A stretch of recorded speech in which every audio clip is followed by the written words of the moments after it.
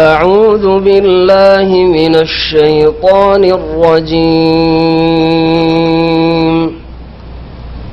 ألم تر إلى الذين بدلوا نعمة الله كفرا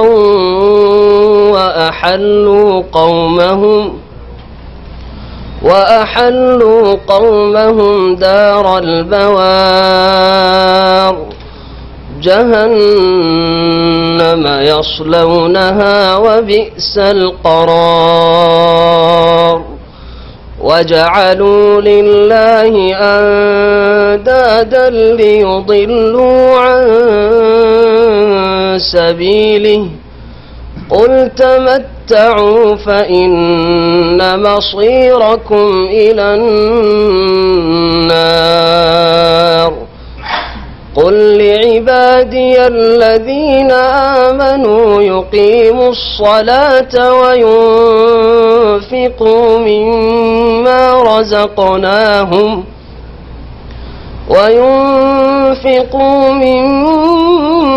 رزقناهم سرا وعلانية من قبل أن يأتي يوم لا بيع فيه ولا خلال الله الذي خلق السماوات والأرض وأنزل من السماء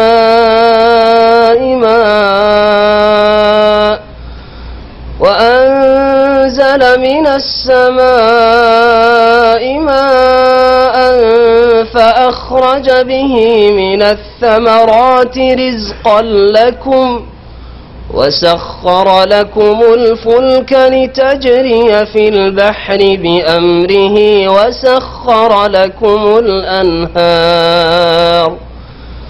وسخر لكم الشمس والقمر دائبين وسخر لكم الليل والنهار وآتاكم من كل ما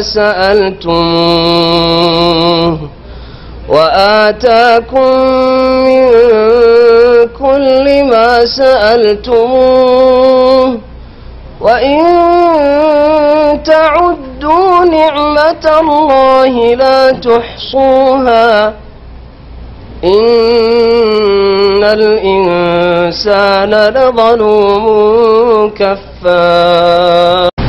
السلام عليكم ورحمة الله وبركاته.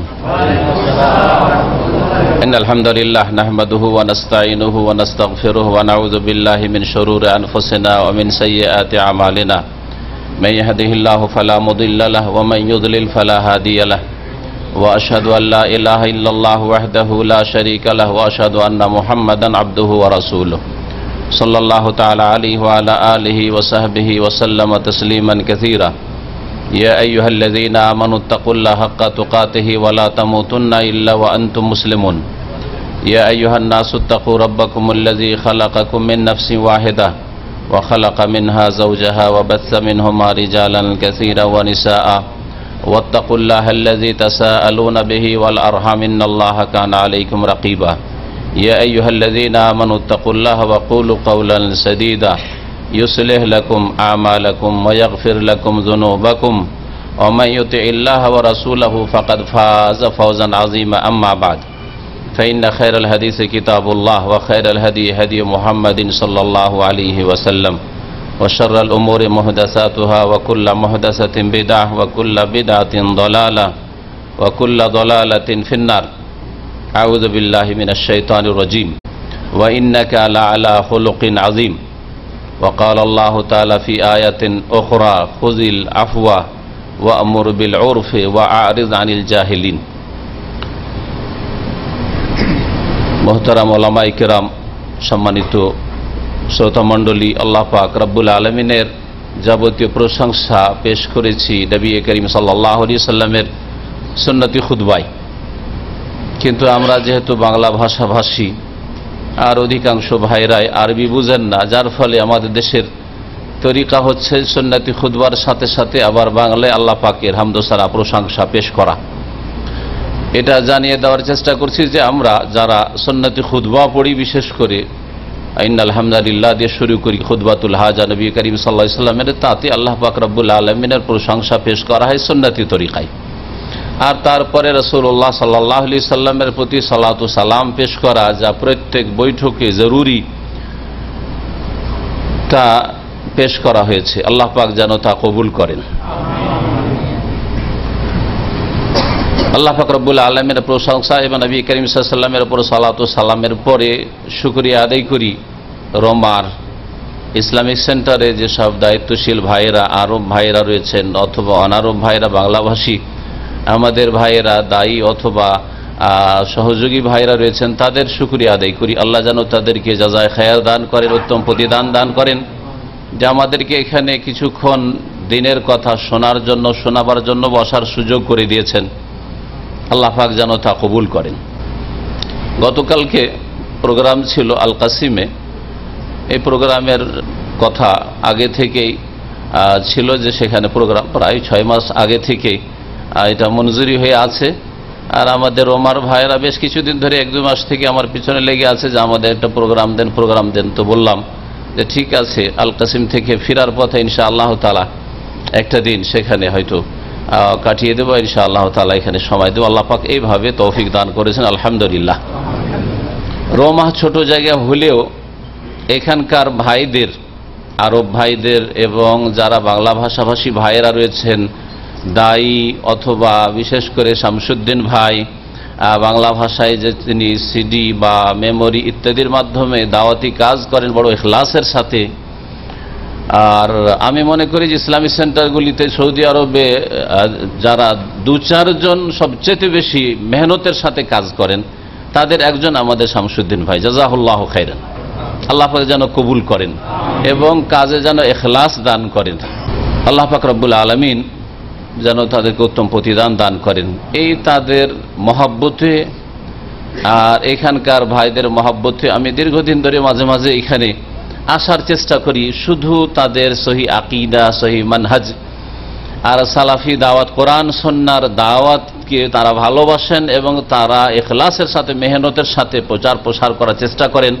এমনকি আরব ভাইরা এর আগে অনেকবারই যারা হাজির হয়েছেন দেখেছেন যে আরব শেখেরা আমাদের সাথে থেকেছেন আর তাদের 2-4-5-10 মিনিট কিছু বক্তব্য থেকেছে আর তার অনুবাদ পেশ করা হয়েছে। আজকে বিশেষভাবে বারবার করে তিনি অনুরোধ করছেন আমাদের কাছে, ক্ষমা চাইছেন যে আমার আগে থেকে একটা প্রোগ্রাম রয়েছে, দার্স রয়েছে, সেজন্য থাকতে পারছি না, আমাকে ক্ষমা করে দেবেন, জাযাহুল্লাহ খায়রান। তো এই ভাইদের মহব্বত এখানে ছুটে আসি, সেখানে লোক 10টি হোক আর 20টি হোক আর বেশি হোক আর কম হোক সেটা আমি দেখি না। আর যে কোনো জায়গায় এটাই আমাদের উচিত যে আমরা পরিমাণ দেখব না, কোয়ান্টিটি দেখব না, বরং কোয়ালিটি দেখব। কারণ কোরআন এবং হাদিসে কোয়ালিটি দেখতে বলা হয়েছে, আর দুনিয়ার ক্ষেত্রে আমরা কোয়ালিটি দেখে থাকি। লিয়াবলুয়াকুম আইয়ুকুম আহসানু আমালা। আল্লাহ পাক রব্বুল আলামিন বলছেন যে তোমাদের আল্লাহ পরীক্ষা করতে চান তোমাদের মধ্যে কে সবচাইতে বেশি ভালো কাজ করে, সবচাইতে বেশি ভালো কাজ করে। আহসান আল্লাহ বলছেন। ফুজাইল ইবনে ইয়াদ রাহমাতুল্লাহ আলাইহি বলছেন যে আল্লাহ বলেন আকসারু আমালা, কে সবচাইতে পরিমাণে বেশি কাজ করতে পারে, কে সবচাইতে বেশি নামাজ পড়তে পারে, কে সবচাইতে বেশি কালেমা পড়তে পারে, কে সবচাইতে বেশি রোজা রাখতে পারে, কে সবচেয়ে বেশি সংখ্যায় টাকা পয়সা দান করতে পারে, হ্যাঁ, কে সবচেয়ে বেশি সংখ্যা জমা করতে পারে, লোক সংখ্যা জমা করতে পারে, এসব কথা আল্লাহ বলেননি।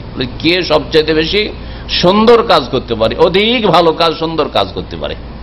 কোয়ালিটির বড় গুরুত্ব রয়েছে। আর কোয়ালিটি তখনই ভালো হবে দ্বীন ইসলামের কাজের, যখন সেই কাজগুলি একমাত্র আল্লাহর জন্য হবে আর একমাত্র দ্বিতীয় শর্ত হচ্ছে রাসূলুল্লাহ সাল্লাল্লাহু আলাইহি সাল্লামের তরিকা অনুযায়ী হবে। এই দুটো শর্ত যদি আপনার প্রত্যেকটি ইবাদত বন্দেগীতে, কালেমার শাহাদাতে, 5 ওয়াক্ত সালাতে, যাকাতে, সিয়ামে, রোজাতে, হজে, ওমরাতে, সমস্ত ইবাদত বন্দেগীতে, ফরজ নফলে যদি এই দুটি শর্ত থাকে, দিনের দাওয়াতের কাজ করছেন, যদি আল্লাহর ইখলাস, যার যত বেশি ইখলাস রয়েছে, আল্লাহর সন্তুষ্টির জন্য করেন, দুনিয়ার খ্যাতির জন্য করেন না, দুনিয়াতে আমার কিছু স্বার্থ হাসিল হোক এসব উদ্দেশ্য থাকে না, এইভাবে ইখলাসের সাথে যদি কাজ করেন, আর তার সাথে সাথে আপনার প্রত্যেকটি কাজ ইবাদত বন্দেগী যাতে করে রাসূলুল্লাহ সাল্লাল্লাহু আলাইহি সাল্লামের বাতলানো তরিকা মোতাবেক হয়, এই দুটো শর্ত যদি থাকে তাহলে কোয়ালিটি সবচেয়ে ভালো।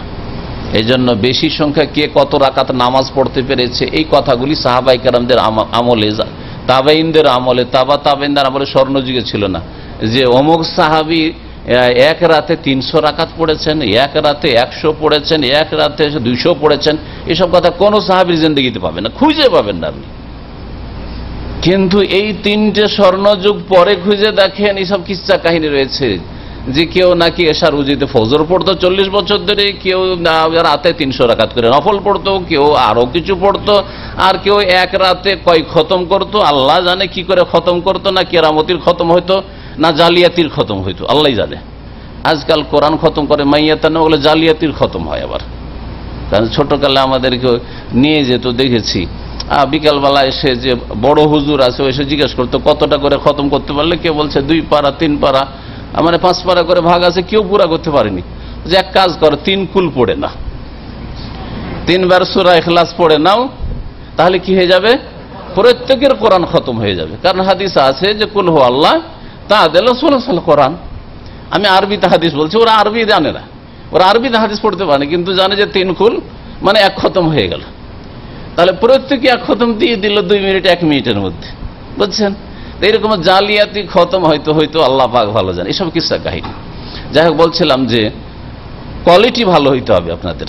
তো অল্প সংখ্যায় থাকলেও আলহামদুলিল্লাহ যদি কোয়ালিটি আপনাদের ভালো হয়, সহি আকীদার লোক, হ্যাঁ, ইবাদত বন্দেগী সহি তরিকায় করেন, আখলাক আমল ভালো, ভালো মুসলিম আপনি। আল্লাহ পাক যেন তৌফিক দান করেন। আজকে আমার আলোচনা হয়তো দেখেছেন এখানকার বিজ্ঞাপনে ইসলামিক আদব কায়দা বলা হয়েছে, যে আমল আখলাক সম্পর্কে, বিশেষ করে একজন অপরজনের সাথে আচার আচরণের ক্ষেত্রে আমাদের অনেক ভাইয়েরা রয়েছেন যারা হয়তো সহি আকীদা গ্রহণ করেছে, মাশাআল্লাহ, শিরক বিদআতি আকীদা রাখেন না এখন। তারপরে ইবাদত বন্দেগী তো অনেকটাই নামাজটা ঠিক করে নিয়েছেন, অনেক ইবাদত বন্দেগীতে যেসব বিদআত ছিল হয়তো বিদআত মুক্ত করেছেন, কিন্তু আখলাক চরিত্রের ক্ষেত্রে আমাদের অবনতি আরো ঘটছে। আখলাক আচরণের ক্ষেত্রে আমাদের অবস্থায় কোন রকমের উন্নতি দেখা যাচ্ছে না, ইসলামিক আখলাক দেখা যায় না।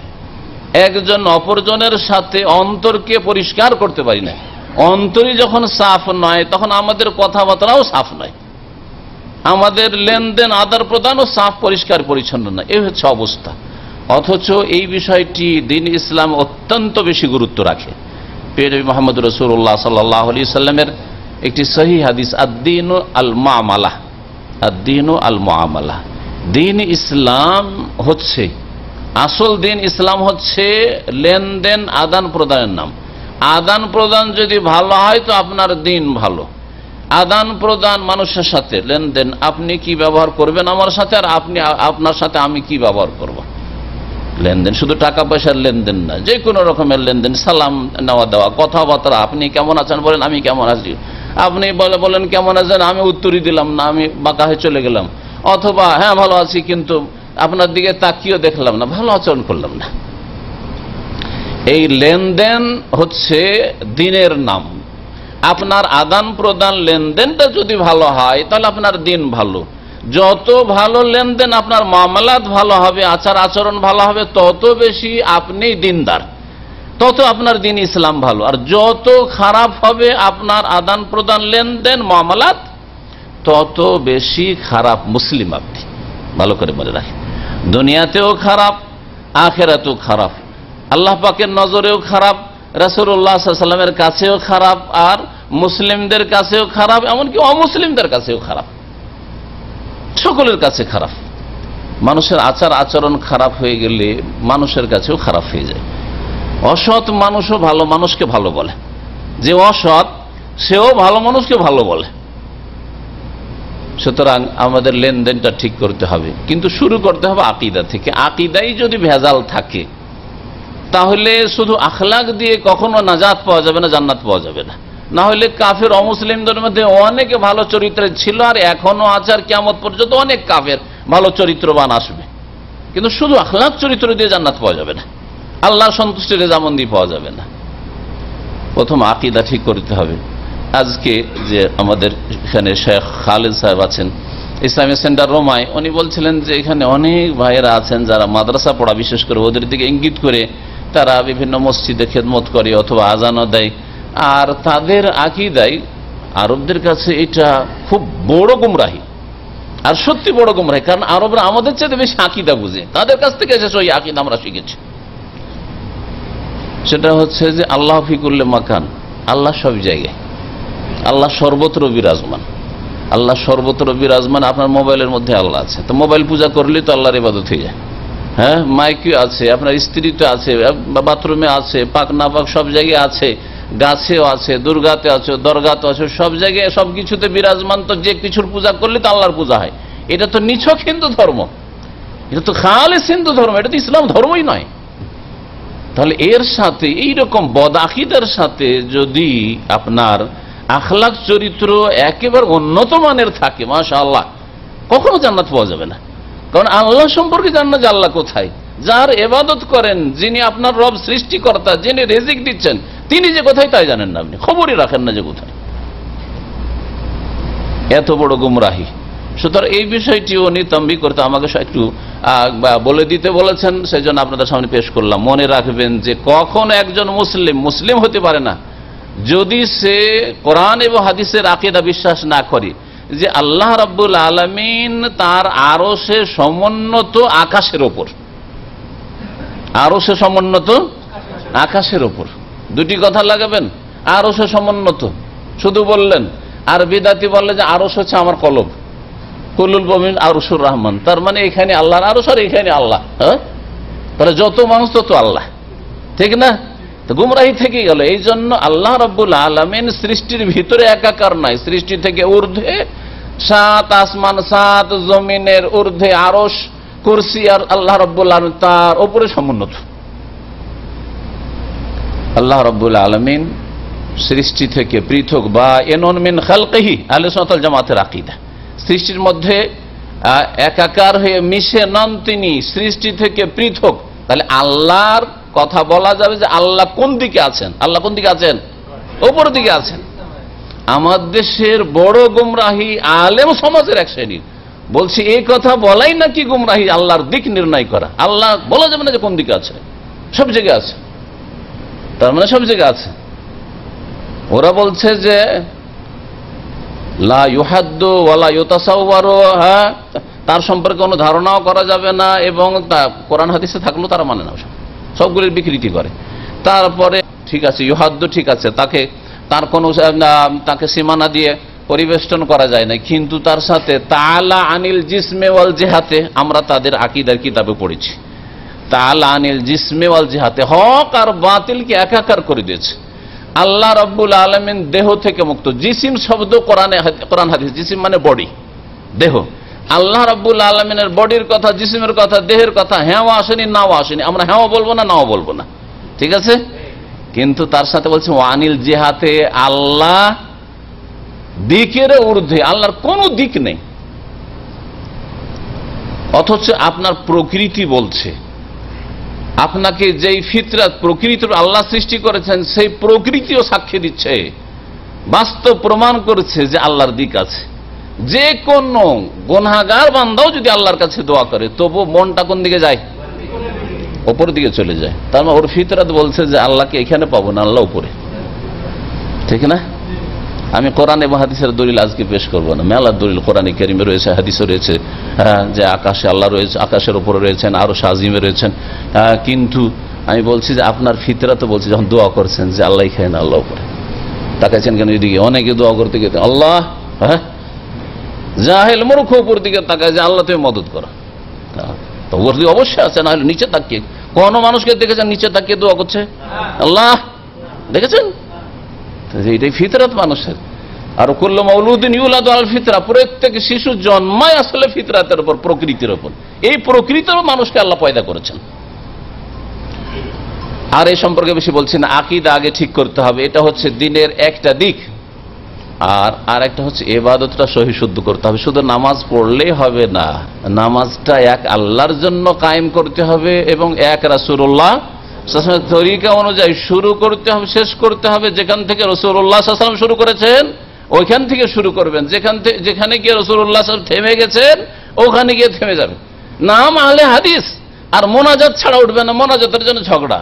এই মসজিদে আহলে হাদিস মোনাজাত করে, ওই মসজিদে মোনাজাত করে না। আর দুই দলের নাম আহলে হাদিস, কোন আহলে হাদিস হইল সব? যদি এইরকমই লোক আহলে হাদিস হয় তাহলে সব আহলে হাদিস হইতে পারে, বিদআত করে আহলে হাদিস হইতে পারে।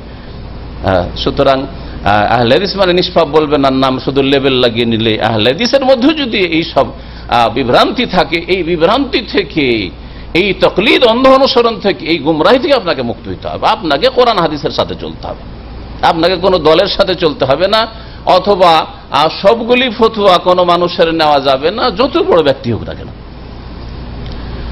তো বলছিলাম যে যেখানে রাসূলুল্লাহ সাল্লাল্লাহু আলাইহি ওয়াসাল্লাম শুরু করে সেখান থেকে শুরু করতে হবে ইবাদত বন্দেগী, আর যেখানে গিয়ে শেষ করে। রোজা নবী সাল্লাল্লাহু আলাইহি ওয়াসাল্লাম শুরু করেছেন সাহরি খেয়ে, ঠিক কিনা?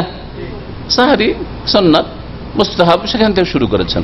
আমাদের দেশের নামাইতা আনাসুমা গাদান দিয়ে রোজা শুরু করে, বাড়াইলো না?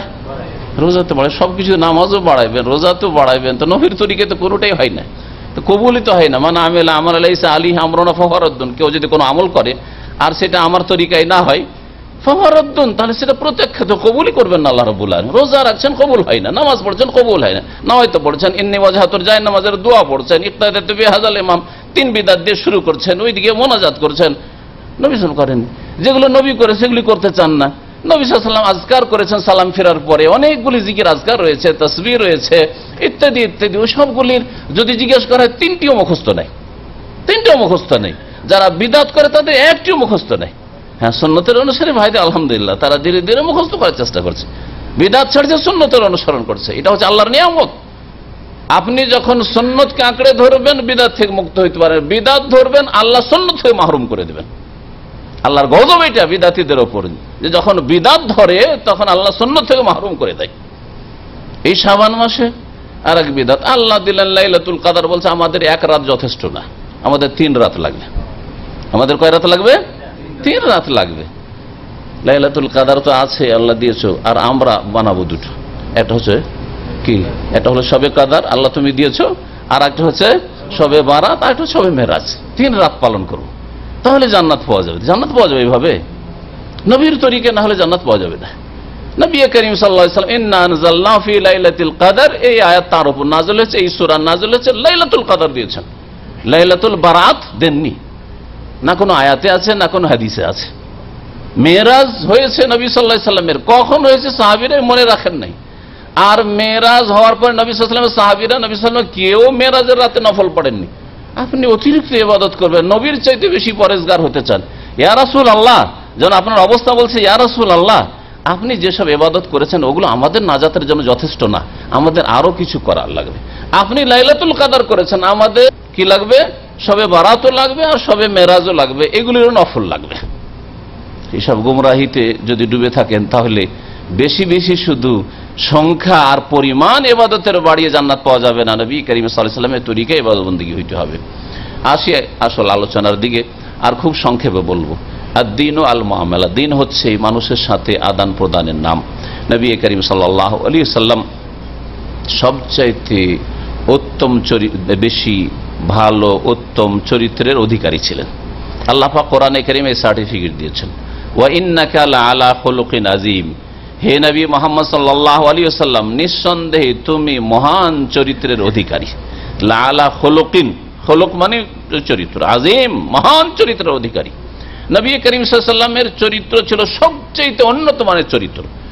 তিনি সারা বিশ্বের সমস্ত মানুষের জন্য চরিত্র শিক্ষা দেওয়ার ক্ষেত্রে, শুধু আকীদা শিক্ষা দেওয়ার ক্ষেত্রে নয়, বিশ্বাস শিক্ষা দেওয়ার ক্ষেত্রে নয়, তাওহীদের শিক্ষার ক্ষেত্রে নয়, ইবাদত বন্দেগীর শিক্ষার ক্ষেত্রে নয়, আর নামাজ রোজার শিক্ষা দেওয়ার ক্ষেত্রে নয়, বরং আখলাক চরিত্র শেখানোর ক্ষেত্রেও নবী করিম সাল্লাল্লাহু আলাইহি ওয়াসাল্লাম সবচেয়ে বড় মানুষ তিনি।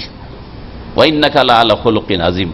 নবী মুহাম্মদ রাসূলুল্লাহ সাল্লাল্লাহু আলাইহি সাল্লামের জওজায়ে মুহতারামা বিবি আয়েশা রাদিয়াল্লাহু তাআলা আনহা উম্মুল মুমিনিন, মুমিনদের জননী, তাকে জিজ্ঞেস করা হয়, কোন সাহাবী জিজ্ঞেস করেন কাইফা কানা খুলুক রাসূলিল্লাহ সাল্লাল্লাহু আলাইহি ওয়াসাল্লাম, রাসূলুল্লাহ সাল্লাল্লাহু আলাইহি ওয়াসাল্লামের আখলাক চরিত্র কেমন ছিল।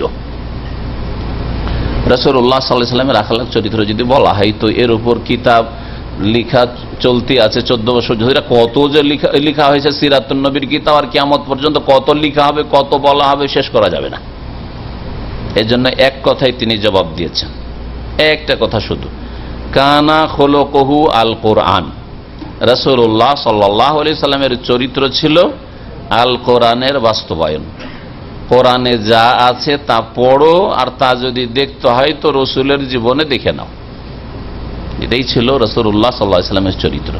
তাহলে আমাদেরকে যদি চরিত্রবান মুসলিম হইতে হয়, যদি আপনি সত্যি রাসূলুল্লাহ সাল্লাল্লাহু আলাইহি সাল্লামকে মহব্বত করেন, সত্যি রাসূলুল্লাহ সাল্লাল্লাহু আলাইহি সাল্লামের উম্মত হন, সত্যি রাসূলুল্লাহ সাল্লাল্লাহু আলাইহি সাল্লামের তরিকায় চলতে চান, রাসূলুল্লাহ সাল্লাল্লাহু আলাইহি সাল্লামের শাফাআত পেতে চান, রাসূলুল্লাহ সাল্লাল্লাহু আলাইহি সাল্লাম হাউজে কাউসারের পানি পেতে চান, আর যদি আপনি দাবি করেন যে আমি নবী সাল্লাল্লাহু আলাইহি সাল্লামের উম্মতের একজন, তাহলে আপনার জন্য রাসূলুল্লাহ সাল্লাল্লাহু আলাইহি সাল্লাম উসওয়া হাসানা, উত্তম আদর্শ। নবী সাল্লাল্লাহু আলাইহি সাল্লামের চরিত্র যেমন কোরআনে কারীমের বাস্তবায়ন ছিল, আপনাকেও প্রত্যেকটি আয়াতের হাদিসের বাস্তবায়ন করতে হবে। কোরআন দিয়ে শুধু দিন সম্পূর্ণ হয়নি। প্রিয় নবী মুহাম্মদ রাসূলুল্লাহ সাল্লাল্লাহু আলাইহি সাল্লাম বলেছেন, আলা ইন্নী উতীতুল কুরআনা ওয়া মিসলাহু ওয়া মাহু, আলা ইন্নী উতীতুল কুরআনা ওয়া মিসলাহু মাহু। শুনে রাখো ভালো করে, কখনো এরকম ভাববে না যে কোরআন যথেষ্ট। যেমন আহলে কোরআন গুমরাহ হয়ে কুফরি করেছে, কাদিয়ানীদের মতো আহলে কোরআন গুমরাহ হয়েছে, কোরআন মানবো হাদিস মানবো না, সুতরাং 5 ওয়াক্ত নামাজ খামসা কোনো আয়াতে নেই, 5 পড়বে না। নামাজ শুরু তাকবীরে তাহরিমা দিয়ে সালামে শেষ হবে, কোনো আয়াতে নেই, সুতরাং তারা তাদের কুপ্রবৃত্তির পূজা করে মনের পূজায় নামাজ পড়বে, ইচ্ছা মতো নামাজ পড়বে, ঠিক না? কিন্তু রাসূলুল্লাহ সাল্লাল্লাহু আলাইহি ওয়াসাল্লাম তরিকায় নামাজ পড়বে না, মুসলিম হইতে পারবে? নবী করিম সাল্লাল্লাহু আলাইহি ওয়াসাল্লাম সতর্ক করেছেন যে এইরকম বাতিল ফিরকা বেরোবে যারা জাহান্নামের রাস্তা ধরবে। আল্লাহ শুনে রাখো, ইন্নী উতীতুল কোরআন, আমাকে কোরআনে কারীম দেওয়া হয়েছে, ওয়া মিসলাহু মাহু, আর তার সাথে তার মতো আরেকটা দেওয়া হয়েছে। ওয়া মিসলাহু, তার মতোই দেওয়া হয়েছে তার সাথে সাথে, কোরআনের সাথে। সেটা কি? হাদিস, সুন্নাহ, যাই বলেন, আসার। নবী করিম সাল্লাল্লাহু আলাইহি ওয়াসাল্লাম যা করেছেন, যা বলেছেন, যার স্বীকৃতি দান করেছেন, অনুমোদন দিয়েছেন, তাও দেওয়া হয়েছে। ওহী, সেটা ওহী। কোরআনে কারীম যেমন ওহী, গুরুত্ব সহকারে কোরআনে কারীমের প্রতি আমল করবেন, তেমনি কোরআনে কারীমে কোনো ইবাদত আখলাক নেই, কিন্তু সহিহ হাদিস আছে, সেটা ওইভাবেই আদায় করতে হবে আপনাকে, ওইভাবেই বিশ্বাস করতে হবে, ওইভাবেই পালন করতে হবে আপনাকে, তাহলে মুসলিম হতে পারবেন। আর আজকাল এক শ্রেণীর লোকেরা আহলে কোরআনের মতো গুমরাহ না হইলেও আর এক ধরনের গুমরাহ। তারা জিজ্ঞেস করে যে শেখ এটা কোরআনে আছে না হাদিস আছে? তো জিজ্ঞেস করি যে কেন সেটা বলছেন, আপনার কাছে কি পার্থক্য আছে? নিঃসন্দেহে পার্থক্য আছে। কেন? আয়াতে আছে না হাদিস আছে, কেন জিজ্ঞেস করবেন? হ্যাঁ, যদি জ্ঞান হাসিলের জন্য যে এটা আয়াতে, কোন আয়াতের ভিত্তিতে অথবা কোন হাদিসের ভিত্তিতে, সেটা আলাদা কথা। কিন্তু যদি সামান্যতম আপনার অন্তরে এই রকমের শয়তানি খেয়াল থাকে যে কোরআনে থাকলে বড় গুরুত্ব সহকারে পালন করব, আর রসুলের হাদিসে থাকলে সেটা দেখা যাবে। যেমন আজকাল দাড়ির সাথে এক শ্রেণীর লোকের আচরণ করে, সুন্নাত বলে দাও মানে অসুবিধা নেই, সুন্নাত সুন্নাত তালা সুন্নাত, সুন্নাত মানে অসুবিধা নেই, জবাই করা। তো ওই রকমই যদি ধ্যান ধারণা থাকে যে এটা কোরআন আছে না হাদিস আছে, হাদিস আছে সুতরাং সেটা করলেও চল, না করলে চলো, এর চাইতে বড় গুমরাহি কিছু নেই, কখনো মুসলিম হতে পারবে না। ভালো করে শুনে রাখেন, একই রকমের হারাম বিভিন্ন মাসাইল রয়েছে, যেগুলি কোরআনে কারীমে রয়েছে ওই রকমই হাদিসে রয়েছে, ওইভাবে হারাম কোরআনে কারীমে যেটা হারাম সেটা হাদিসে হারাম। 2 বোনকে একসাথে বিয়ে করতে পারবেন না। আপনার স্ত্রীর আপন বোন যদি মনে করেন আমি সেকেন্ড ম্যারেজ করব, আর আপন শালীকে বিয়ে করতে চান, জায়েজ? হারাম। কোথায় আছে? কোরআনে না হাদিসে? হাদিসে। কোরআনে আছে না হাদিসে? কোরআনে। ওয়া আন তাজমাউ বাইনাল উখতাইন, আল্লাহ বলছেন, আল্লাহ এটাও হারাম করেছেন যে 2 বোনকে তুমি একত্রিত করবে, একসাথে তোমার বিবাহ বন্ধনে রাখবে, কোরআনের বিধান এটা। তাহলে কোরআন দ্বারা হারাম, হ্যাঁ, স্ত্রীর সাথে একসাথে তার আপন বোনকে রাখা, 2 বোনকে একত্রিত করা। আচ্ছা, আপনার স্ত্রীর বোনকে বিয়ে করে আপনার স্ত্রীর আপন খালাকে বিয়ে করছেন, সেকেন্ড ম্যারেজে তার খালাকে ভালো লাগে বিয়ে করতে চান। সেকেন্ড ম্যারেজে আপনার স্ত্রীর ফুফুকে, আপন ফুফুকে বিয়ে করছেন, জায়েজ না হারাম? হারাম না মাকরুহ? হারাম। কোথায় আছে? কোরআনে আছে? কোরআনে কোনো আয়াতে নেই। কোথায় আছে? হাদিসে, সহিহ বুখারীতে রয়েছে। বোঝা গেছে? তো পার্থক্য আছে নাকি দুই হারামে? দুই হারামে কোনো পার্থক্য নেই, একই রকমের হুকুম। এইরকম বহু নজির, বহু দৃষ্টান্ত রয়েছে কোরআনে। একই রকম ভাবে আপনাকে কোরআন সুন্নাহ মানতে হবে যদি মুসলিম থাকতে চান। নবী করিম সাল্লাল্লাহু আলাইহি ওয়াসাল্লামের চরিত্র কি ছিল বললাম? আল কোরআন। কোরআন ছিল মানে কোরআনের বাস্তবায়ন করা। তাহলে আমরা কোরআনে কারীম যে তেলাওয়াত করি, শুধু তেলাওয়াত বিনা বুঝাই, তরজমা তাফসীর না পড়ে তেলাওয়াত করলে কোরআনে কারীমের বাস্তবায়ন করা সম্ভব হবে? জীবনে হবে? কোরআনের বাস্তবায়ন আর কোরআনের হাফেজ মাশাআল্লাহ 30 পারা কোরআন ভালো করে মুখস্থ রাখেন, আর খতম তারাবি পড়ান, আর কেরাত আর তাজবিদ পুরাপুরি খুব ভালো বুঝেন, আপনি কোরআনের বাস্তবায়ন কি করে করবেন বলেন? তাই কোরআনের অর্থ বোঝা ফরজ কিনা? কোন অর্থ বোঝা ফরজ। যে আয়াতগুলিতে আকীদার কথা আছে আকীদার বাস্তবায়ন করতে, যে আয়াতগুলিতে ইবাদতের কথা আছে ইবাদতের বাস্তবায়ন করতে হবে, যে আয়াতগুলিতে আখলাক মুআমালাত আদান প্রদানের কথা রয়েছে, আচার আচরণ কথা রয়েছে, সেগুলির বাস্তবায়ন করতে হবে। তাহলে কোরআনের অর্থ বুঝতে হবে। এই জন্য কোরআন শুধু শব্দগত তেলাওয়াত সেই গুরুত্ব রাখে না, তবে তার ফজিলত আছে সেটা আলাদা কথা। কিন্তু এতেই ক্ষান্ত হওয়া যে অবস্থা এখন আমাদের বাঙালি সমাজের, যে অধিকাংশ কোরআন তেলাওয়াতকারীরা শব্দের তেলাওয়াত করে, বাক্যের তেলাওয়াত করে, কিন্তু অর্থের তেলাওয়াত করে। অর্থের তেলাওয়াত এই ভাষাটি শাইখ ইবনে উসাইমিন রাহমাতুল্লাহ আলাইহি তার মাজালিসে শাহরে রমাদানে উল্লেখ করেছেন যে তেলাওয়াতে লফজি আর তেলাওয়াতে হাকিকি, তেলাওয়াতে মানবী, তেলাওয়াতে লফজি শব্দগত তেলাওয়াত। শব্দগত তেলাওয়াত আপনি পড়ে যাচ্ছেন আলিফ লাম মিম যালিকাল কিতাবুল লা রাইবা ফিহি হুদাল লিল মুত্তাকিন, এটা হলো শব্দের তেলাওয়াত, তেলাওয়াতে লফজি। আর তেলাওয়াতে মানবী অর্থগত তেলাওয়াত। তেলাওয়াত মানে হচ্ছে ফলো করা, তেলাওয়াত মানে হচ্ছে অনুসরণ করা, তেলাওয়াত মানে ইত্তেবা করা। তালায়াতুল মানে পরে আসা, আগে কেউ যাচ্ছে আর তার পেছনে পেছনে। ওয়াহিদুন তিন ওয়াল আখার, আরবরা বলে একজন অপরজনের পেছনে পেছনে। তাহলে তিলাওয়াত মানে হচ্ছে অনুসরণ করা, ফলো করা, ইত্তেবা করা, পেছনে পেছনে চলা। তাহলে কোরআনে কারীমে যেগুলি বলা হয়েছে সেগুলিকে অনুসরণ করতে হবে, পালন করতে হবে, তার পেছনে পেছনে চলতে হবে, পিছিয়ে থাকলে হবে না, আগে বাড়লে হবে না। লা তুকাদ্দিমু বাইনা ইয়াদাইল্লাহি ওয়া রাসূলিহি। তো আখলাক চরিত্র কোরআনের আলোকে তৈরি করতে হবে। আর কোরআনে কারীম ছাড়া রাসূলুল্লাহ সাল্লাল্লাহু আলাইহি ওয়াসাল্লামকে হাদিস দেওয়া হয়েছে, হাদিসে যে উত্তম আখলাকের কথা রয়েছে সেগুলিও আপনাকে যথাযথভাবে পালন করতে হবে, তার বাস্তবায়ন করতে হবে। বহু আখলাকের কথা রয়েছে, আখলাক সম্পর্কে আমাদের অনেক আলোচনা আছে, আর আখলাক সম্পর্কে একটি দুটি করে বলা সম্ভব না, কিন্তু দু চারটি আখলাক চরিত্রের কথা বলবো। কোরআনে কারীমে দু চারটি আয়াতের মাধ্যমে বলি। আল্লাহ রাব্বুল আলামিন একটি আয়াতে বলছেন তিনটি আখলাক চরিত্র সম্পর্কীয় হেদায়েতনামা, দিক নির্দেশনা। খুযিল আফওয়া ওয়া আমর বিল উরফি ওয়া আ'রিদ আনিল জাহিলিন।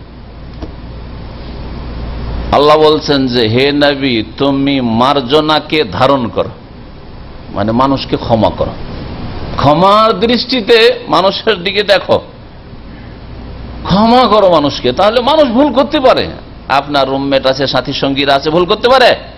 আপনার ঘুমের সময় লাইট জ্বালিয়ে দিতে পারে, একটু লেট করে এসছে, দরজা খুললে আপনার ঘুমটা ভাঙিয়ে দিতে পারে, ইত্যাদি। এইরকম বহু উদাহরণ রয়েছে। আপনার সাথী সঙ্গী কলিগ আছে, আপনার সাথে একটা খারাপ ব্যবহার করতে পারে, খারাপ লাগলো, স্বাভাবিক হতে পারে। এইরকমই আপনার স্বামী স্ত্রীর জীবনে কখন আপনি খারাপ আচরণ করে দিলেন, কখন আপনার স্ত্রী আপনার সাথে খারাপ আচরণ, আপনি রাত দিন খারাপ আচরণ আপনার স্ত্রীর সাথে করছেন, আর আপনার স্ত্রী যদি একবার খারাপ আচরণ করে তাহলে কোন রকমের ছাড় নেই, ডিসকাউন্ট নেই, কোন রকমের ডিসকাউন্ট নেই। এটা কি চরিত্র হইল নাকি? হ্যাঁ, ওয়ালাহুন্না মিসলুল্লাযী আলাইহিন্না বিল মারুফ। আল্লাহ পাক বলেছেন যেমন তোমার অধিকার রয়েছে স্ত্রীর, ও তারও অধিকার ওই রকমই রয়েছে, একবারে মিসলাহ ওয়ালাহুন্না মিসলাল্লাযী, হ্যাঁ মিসলুল্লাযী, আল্লাহ বলেছেন ওই রকমই, তাদের ওই রকম অধিকার রয়েছে যেমন তোমাদের অধিকার রয়েছে। তুমি যদি ভুল করার অধিকার রাখো, যে মাঝে মধ্যে আমি একটু বাড়াবাড়ি করে দিলাম, পরে নিজেকে তিরস্কার করছেন, বুঝতে পারছেন, আপনি বলেন আর নাই বলেন, অনেক সময় হয়তো সামনে স্বীকার করছেন না, কিন্তু আপনি ভালো করে অনুভূতি আপনাকে নাড়া দিচ্ছে, নক করছে যে তুই ভুল করেছিস, আজকে বাড়াবাড়ি হয়েছে তোর দ্বারা স্ত্রীর ওপর অথবা ছেলে মেয়েদের ওপর, তাহলে ওই রকমই তাদেরও হক, তারাও কখনো ভুল করতে পারে। তো বলছিলাম যে আল্লাহ রাব্বুল আলামিন মার্জনা করতে বলেছেন, মাফ করতে বলেছেন, সেটাকে ধারণ করে খুদ ধারণ করতে বলেছেন। তাহলে শুধু আমরা অনেক সময় মাফ করি, হ্যাঁ সমাজের লোকেরা নিয়ে বসে গেছি, এখন সবাই মাফ করতে বলছে বলে মাফ না, নিজের থেকে স্বেচ্ছায় মাফ করতে হবে, হ্যাঁ নিজে খুশি হয়ে মাফ করতে হবে, নিজে থেকে আগে বেড়ে ক্ষমা করতে হবে। এইরকম যেন আমাদের দৃষ্টিভঙ্গি থাকে, আচার আচরণ থাকে। ওয়া আমর বিল উরফি, আর মানুষকে ভালো কাজের নির্দেশ দাও, উপদেশ দাও, ভালো কাজের কথা বলেন। তাহলে গঠনমূলক কথা বলবেন, চলাফেরার ক্ষেত্রে, আচার আচরণের ক্ষেত্রে এমন কোন কথা বলবেন না যেটাতে ভাঙচুর হয়, হ্যাঁ ভাঙন ধরে, বরং গঠনমূলক যেন বিষয় থাকে, এইরকম কথা বলেন। আমরা কথাবার্তা বলতে গিয়ে কিন্তু ঝগড়া হয়। আমাদের অনেক দিনী ভাইরা আছেন যারা তৌহিদের দাওয়াত, সুন্নতের দাওয়াত দিতে গিয়ে, সহিহ আকীদার দাওয়াত দিয়ে গিয়ে, সহিহ নামাজের দাওয়াত দিতে গিয়ে এরকম ধারণা রাখে যে আমার কথা মানবে না, আমি কোরআনের কথা বলছি, রসুলের হাদিসের কথা বলছি, মানবে না, জবরদস্তি তোকে মানিয়ে নেব। এদিকে আল্লাহ বলেছেন নাকি জবরদস্তি মানিয়ে নিতে হবে? যেমন বিদাতি মনে করে যে আমরা মোনাজার বহাস করা মানে কি আমাদেরটা মানিয়ে নেব, যে কোনো কিছু দিয়ে হোক, যে কোনো উপায় হোক মানিয়ে নেব।